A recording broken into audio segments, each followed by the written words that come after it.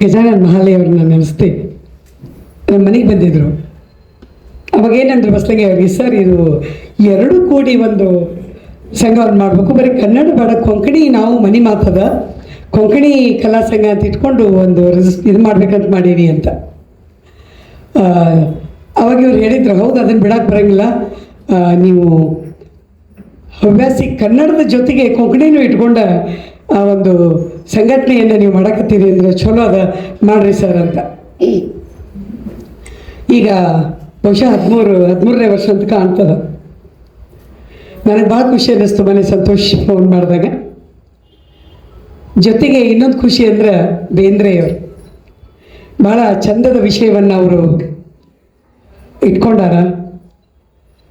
ಯಾಕಂದರೆ ನವೋದಯ ಕವಿಯ ಹಾಡುಗಳನ್ನು ಇವತ್ತು ನಾಡಿನ ಹೆಸರಾಂತ ಸಂಗೀತಗಾತಿ, ಸಂಗೀತ ಶಿಕ್ಷಕಿ ಡಾಕ್ಟರ್ ಶಕ್ತಿ ಪಾಟೀಲ್ ಅವರು ಹಾಡೋರಿದ್ದಾರೆ.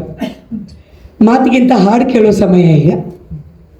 ಆದರೆ ಯಾಕೋ ನನಗನ್ನಿಸ್ತು ಉದ್ಘಾಟನೆ ಕರೆದಿದ್ದಕ್ಕೆ ನವೋದಯ ಕವಿ ಅಂತ ನಾವೆಷ್ಟು ಬೇಂದ್ರೆ ಅವ್ರನ್ನ ಹೇಳ್ತೀವೋ, ಪೂರ್ವದೊಳಗೆ ಅವರು ಒಬ್ಬ ದೇಸಿ ಕವಿ, ಒಬ್ಬ ಜನಪದ ಕವಿ.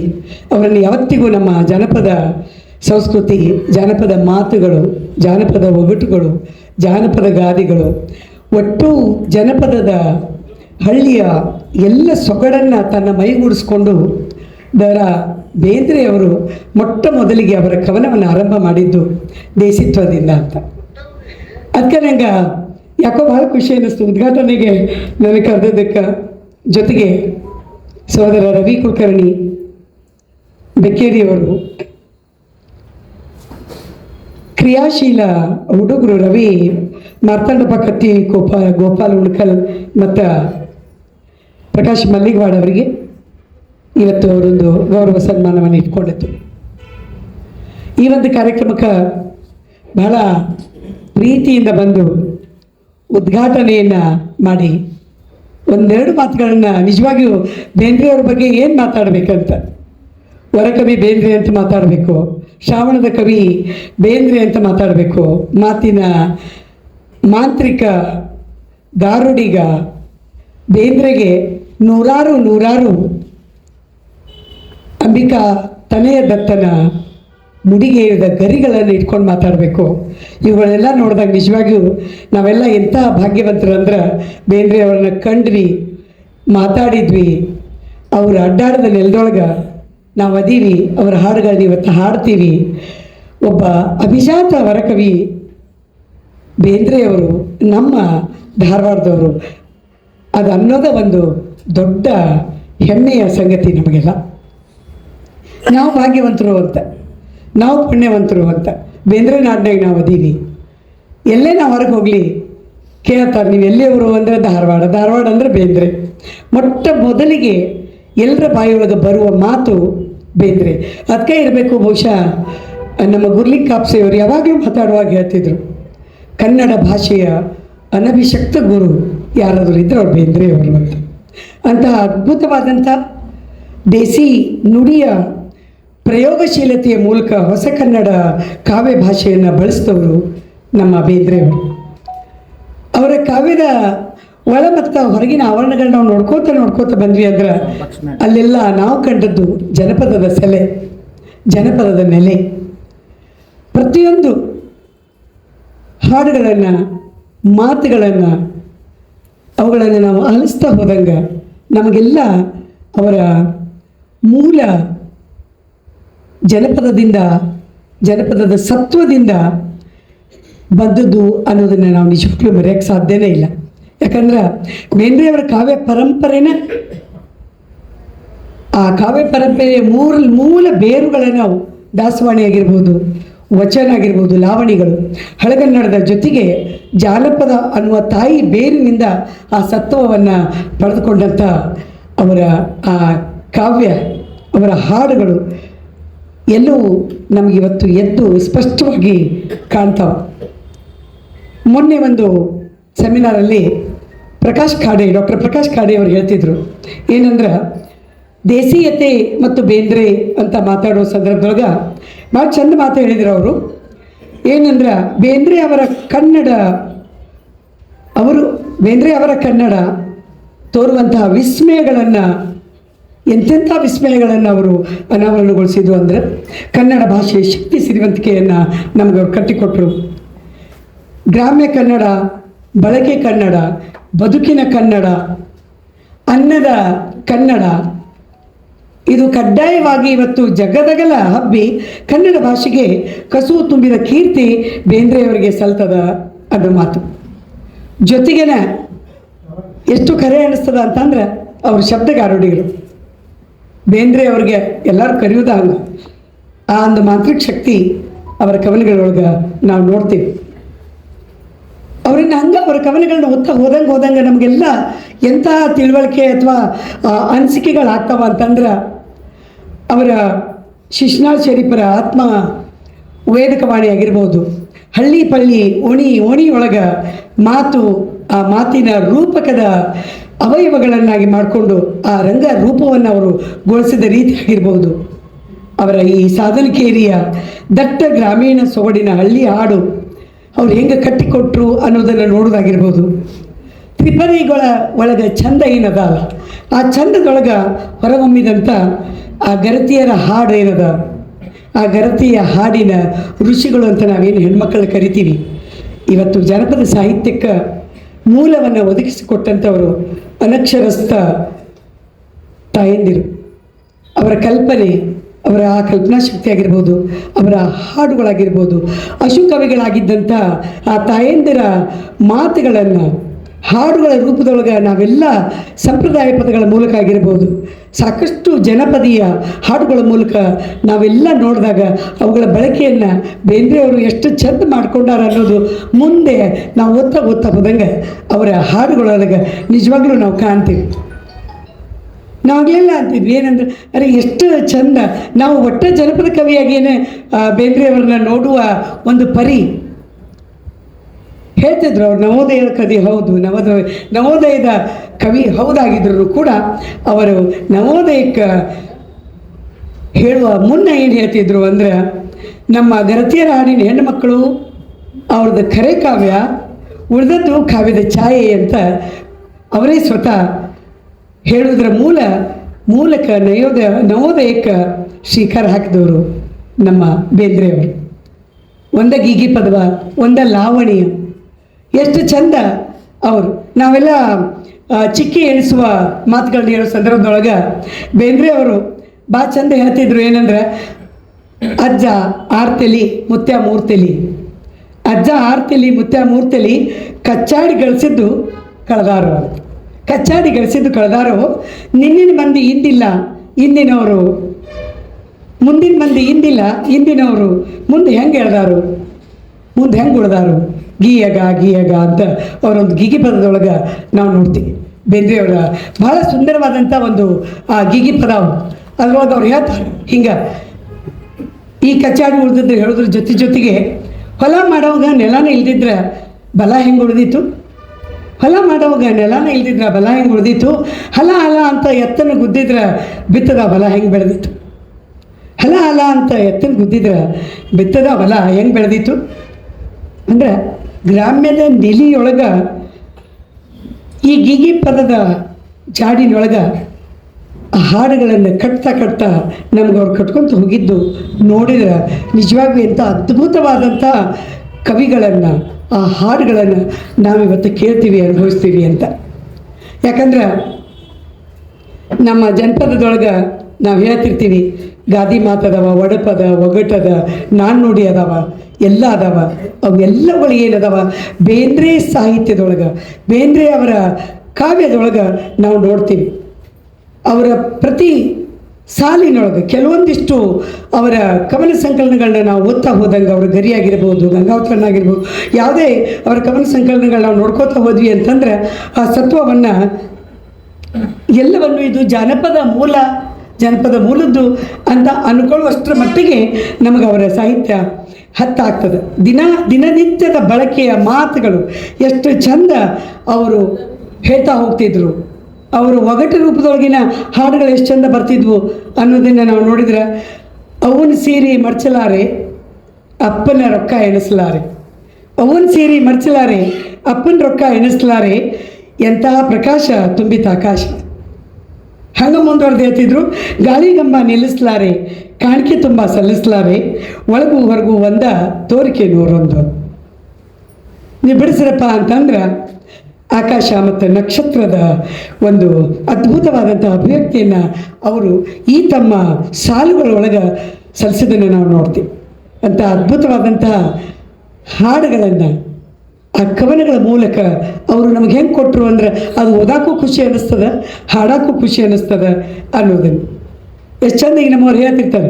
ನಾರಿ ನಿನ್ನ ಮಾರಿ ಮ್ಯಾಲ ನಗಿ ಮುಗಿಲ ಆಡುತ್ತಿತ್ತ ಆಡುತ್ತಿತ್ತ ಓಡುತ್ತಿತ್ತ ಮುಗಿಲ ಕಡೆಗೆ ನೋಡುತ್ತಿತ್ತ ನಾರಿ ನಿನ್ನ ಮಾರಿ ಮ್ಯಾಲ.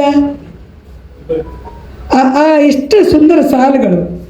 ಕಣ್ಣಿನ್ಯಾಗ ಬಣ್ಣದ ನೋಟ ತಕ ತಕ ಕುಣಿಯುತ್ತಲಿತ್ತ ತಕ ತಕ ಕುಣಿಯುತ್ತಲಿತ್ತ ಕುಣಿಯುತ್ತಲಿತ್ತ ಮಣಿಯುತ್ತಲಿತ್ತ ನಾರಿ ನಿನ್ನ ಮಾರಿ ಮ್ಯಾಲ.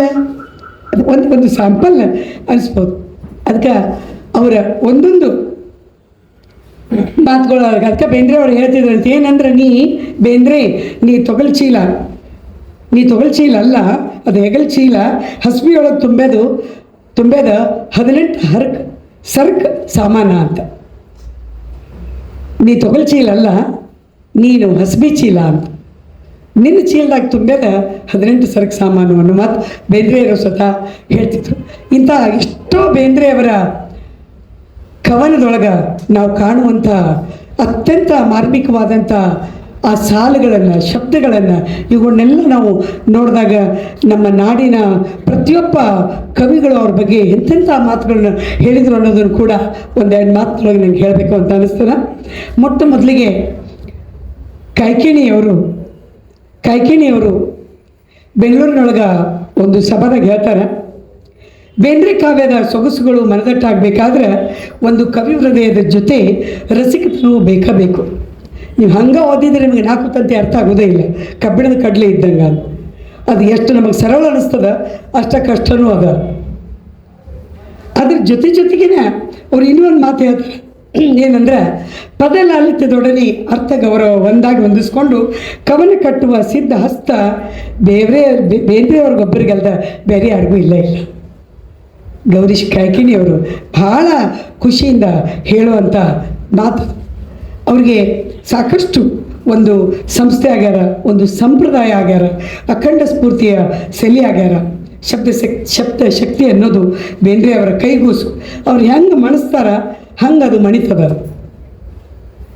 ಅವ್ರ ಕೈಯೊಳಗಿಂದ ಹೆಂಗೆ ಅದನ್ನು ಮಣಿಸ್ತಾರ ಹಂಗೆ ಅದು ಮಣಿತದ. ಅದಕ್ಕೆ ಶಬ್ದಗಳ ಉಚಿತ ಮತ್ತು ಖಚಿತ ಪ್ರಯೋಗವನ್ನು ಯಾರು ಮಾಡಿದ್ರು ಅಂತಂದ್ರೆ ಅದು ದ.ರಾ. ಬೇಂದ್ರೆಯವರು. ಅಂಬಿಕಾ ತನೆಯ ದತ್ತಗೆ ಮಾತ್ರ ಅದು ಒಲದಿತ್ತು ಅನ್ನೋದನ್ನು ಬಹಳ ಸುಂದರವಾಗಿ ಹೇಳ್ಕೊತ ಹೋಗ್ತಾರೆ. ನಮ್ಮ ನಾಡಿನ ಹಿರಿಯ ಸಿದ್ಧಲಿಂಗ ದೇಸಾಯಿ ಬಸ್ಲಿಗೆ ಹಿರೇಮಠವ್ರು ಹಾಡ್ತಿದ್ರು ಆ ಹಾಡು. ಬೇಂದ್ರೆಯವರ ದೇಶಿ ಸಾಹಿತ್ಯ ಆಗಿರ್ಬೋದು, ನವೋದಯ ಸಾಹಿತ್ಯ ಆಗಿರ್ಬೋದು, ಅವರ ಸಾಹಿತ್ಯದ, ಅವರ ಹಾಡುಗಳ, ಅವರ ಕಾವ್ಯದ ಸೃಷ್ಟಿಯ ಕುರಿತೆ ಮಾತಾಡಿದವರು ಬಹಳಷ್ಟು ಜನ ಅವರು. ಅದ್ಭುತವಾಗಿ ನಾಡಿನ ಅತ್ಯಂತ ಹಿರಿಯ ರಾಷ್ಟ್ರ ಕವಿಗಳು ಅನಿಸ್ಕೊಂಡಂಥವ್ರೆಲ್ಲರೂ ಕೂಡ ಇವತ್ತೇನಾದರೂ ಮೆಚ್ಚುತ್ತಿದ್ದರು ಅಂತಂದ್ರೆ ಜ್ಞಾನಪೀಠ ಪ್ರಶಸ್ತಿಯನ್ನು, ಆ ಗರಿಯನ್ನು ಧಾರವಾಡಕ್ಕೆ ತಂದು ಕೊಟ್ಟಂಥ ಬೇಂದ್ರೆಯವರ ಕುರಿತೇ ಮಾತಾಡ್ತಿದ್ರು. ಅದು ಒಂದು ನಿಮ್ಮೆಲ್ಲರ ಹೆಮ್ಮೆ ಅಂತ ಭಾಳ ಪ್ರೀತಿಯಿಂದ ಹೇಳ್ಬೇಕನ್ನಿಸ್ತದೆ. ಸಿದ್ಧಲಿಂಗ ದೇಸಾಯಿ ಅವರು ಒಂದು ಹಾಡು ಬರೀತಾರೆ, ಅವರ ಕ್ಯಾದಗಿ ಜವಳು ಅನ್ನೋ ಕವನ ಸಂಕಲನದೊಳಗೆ ಆ ಹಾಡು ಸಿಗ್ತದೆ. ಅದು ಒಂದು ನುಡಿಯನ್ನು ಹೇಳ್ತೀನಿ. ಪಡಬಿದ್ದ ಭೂಮಿನೆಲ್ಲ ಗಳೆ ಹೊಡೆದು ಬೇಕಾದ್ದು ಬೇಡಾದ್ದು ಬೆಳೆದ, ಪಡಬಿದ್ದ ಭೂಮಿಯೆಲ್ಲ ಗಳೆ ಹೊಡೆದು ಬೇಕಾದ್ದು ಬೇಡಾದ್ದು ಬೆಳೆದ, ಕೊಯ್ದಂಥ ಬೆಳೆಯನ್ನು ಗೂಡು ಕಟ್ಟಿ ಬೆಳೆದ, ರಾಶಿ ಮಾಡಿ ಇಟ್ಟ ಬೇಂದ್ರೆ ಅಜ್ಜ ರಾಶಿ ಮಾಡಿ ಇಟ್ಟ. ಆ ರಾಶಿಯನ್ನು ನಾವು ಹೆಂಗೆ ಬಳಸ್ಕೋತೀವೋ ಬಿಡ್ತೀವೋ ಬಳಸ್ಕೊಂಡಿವೋ ಗೊತ್ತಿಲ್ಲ, ಆದರೆ ಅಂಥ ಅದ್ಭುತವಾದಂತಹ ಆ ರೂಪಕಗಳ ಜೊತೆಗೆ ನಮ್ಮ ಕವಿಗಳು ಇವತ್ತು ಅವರ ಆ ನುಡಿಗಳನ್ನು, ಅವರು ಆಡಿದ ಮಾತುಗಳನ್ನು, ಅವರು ನಮಗೆ ಕೊಟ್ಟಂತಹ ಸಾಲುಗಳನ್ನು ವರ್ಣಿಸಿ ಹೇಳೋದಲ್ಲ, ಅದನ್ನು ನಿಜವಾಗಿಯೂ ನಾವು ಅವ್ರು ಹೇಳಿದ್ದನ್ನು ನಾವು ಅರಗಿಸ್ಕೊಳ್ಳಾರ್ದಷ್ಟರ ಮಟ್ಟಿಗೆ ಬೇಂದ್ರೆಯವರು ನಮ್ಮ ಜೊತೆಗೆ ಅದಾರಂತ. ಒಮ್ಮೆ ಹೇಳ್ತಿದ್ರಂತ, ಯಾರಿಗೆ ಬೇಕಲೇ ನಿನ್ನ ಕವಿತಾ ಬ್ರೆಡ್ ತಾ ಮ್ಯಾಲೆ ಬೆಣ್ಣೆ ತಾ ಇಲ್ಲ ಎಣ್ಣೆ ತಾ. ಯಾರಿಗೆ ಬೇಕಾಗಿತ್ತು ನಿನ್ನ ಕವಿತಾ? ಯಾರು ಕವಿತಾ ಓದಕ್ಕೆ ಅವ್ರ ಮುಂದೆ ನಾನು ಒಂದು ಕವಿತಾ ಬರ್ತೀನಿ, ಕವಿತಾ ಓದ್ತೀನಿ ಅಂತಿದ್ರಂತ. ಕವಿತಾ ಓದಕ್ಕೆ ಹೋದಾಗ ಯಾರಿಗೆ ಬೇಕಾಗಿತ್ತು ನಿನ್ನ ಕವಿತಾ? ಬ್ರೆಡ್ ತಾ, ಬೆಣ್ಣೆ ತಾ, ಇಲ್ಲ ಅಂದರೆ ಮೇಲೆ ಎಣ್ಣೆ ತಾ ಅಂತ. ಅದ್ಭುತವಾದಂಥ ಬೇಂದ್ರೆಯವರ ಸಾಹಿತ್ಯವನ್ನು ನಾವುಗಳು ಅರ್ಥ ಮಾಡ್ಕೊಳ್ಳೋದು ಅಥವಾ ಅವುಗಳ ಬಗ್ಗೆ ಬಹಳ ದೊಡ್ಡ ಅರ್ಥದಲ್ಲಿ ನಾವು ಮಾತಾಡ್ತೀವಿ ಅಂತಂದ್ರೆ ನಮ್ಮ ಓದಾಗಿರ್ಬೋದು, ನಮ್ಮ ಜ್ಞಾನ ಆಗಿರ್ಬೋದು, ನಾವು ಅವರನ್ನು ಅರ್ಥೈಸ್ಕೊಳ್ಳುವ ಬಗೆ ಆಗಿರ್ಬೋದು ಎಷ್ಟು ಅದ್ಭುತವಾಗಿರಬೇಕು ಅಂತ ಅನ್ನೋದನ್ನು ನೆನೆಸ್ಕೊಂಡ್ರೆ ಭೀಮಸೇನ್ ಜೋಶಿಯವ್ರ ಮಾತು ನೆನಪಾಗ್ತದೆ ನನಗೆ. ಏನಂದ್ರೆ ಒಂದು ಸಲ ಮನ್ಸೂರ್ ಅವ್ರ ಕಾರ್ಯಕ್ರಮ ನಡೆದಿತ್ತಂತ. ನಾಡಿನ ಹಿರಿಯ ಮನ್ಸೂರ್ ಅವರು ಹಾಡುವಾಗ ಕೇಳಿದಂತೆ, ಸರ್ ಈ ಮನ್ಸೂರ್ ಅವರು ಹಾಡಿದ್ರಲ್ಲ ಅದೇನ್ರಿ ನಿಮಗೆ ತಿಳಿತೇನು ಅಂತ ಕೇಳಿದ್ರಂತ.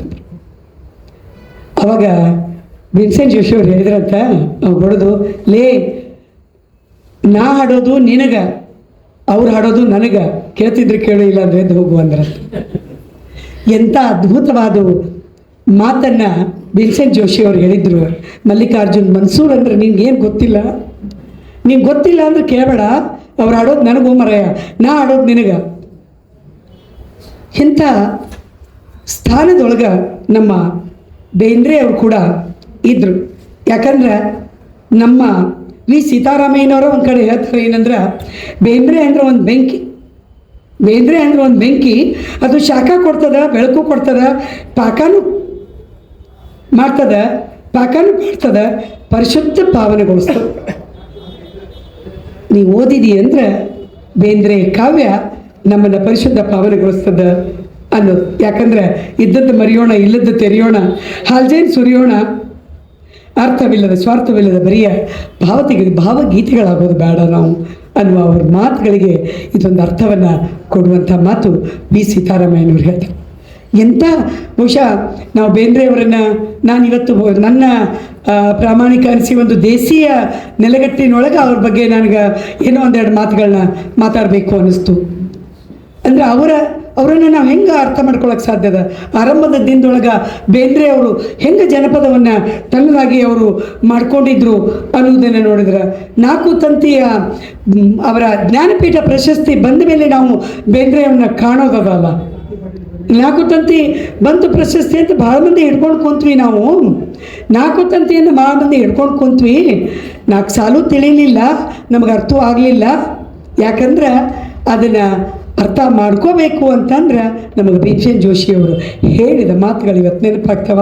ಆ ಜ್ಞಾನ, ಆ ಭಾವ, ಆ ಅನುಭವ, ಆ ಅಭಿವ್ಯಕ್ತಿ ಏನುಗೊಂಡದ ಅದನ್ನು ನಮ್ಮೊಳಗೆ ನಾವು ತಗೊಂಡಾಗ ನಮ್ಮ ಅಧ್ಯಯನಶೀಲತೆ ಎಷ್ಟದನೋ ಆ ಕಾವ್ಯ ಪರಂಪರೆಯ ಕುರಿತು ಅದರ ಬಗ್ಗೆ ಕೂಡ ನಾವು ಬಹಳ ಸೀರಿಯಸ್ ಆಗಿ ಯೋಚಿಸುವಂಥದ್ದು ಅನ್ನೋದನ್ನು ಆ 4 ತಂತಿಗೆ ಜ್ಞಾನಪೀಠ ಬಂದಾಗ ಹಿರಿಯರು ಹೇಳಿದ ಮಾತುಗಳು ನಿಜವಾಗಿಯೂ ನಾವು ಅರ್ಗಿಸ್ಕೊಳ್ಳೋದು ಕೂಡ ತುಟ್ಟಾಗ್ತದ ಅನ್ನೋ ಒಂದು ಮಾತು.